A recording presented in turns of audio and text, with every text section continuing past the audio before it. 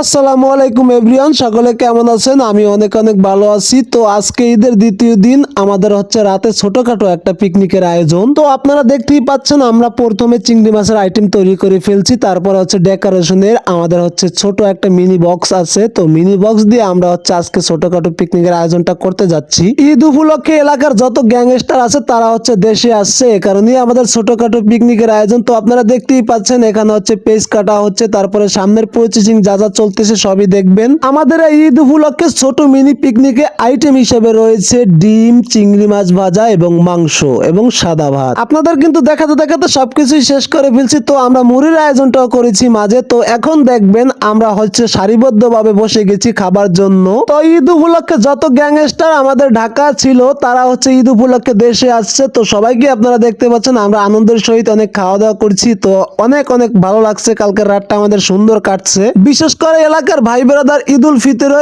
ঈদুল আজহায় যখন দেশে আসে সবার সাথে একসাথে আনন্দ, মজা, কথা, হাসি ঠাট্টা অনেক অনেকই ভালো লাগে। তো সবাইকেই মিস করি সব সময়। আজকের ব্লগটি কেমন লাগছে অবশ্যই কিন্তু আপনারা কমেন্ট বক্সে জানিয়ে যাবেন। সকলে ভালো থাকবেন, আল্লাহ হাফেজ।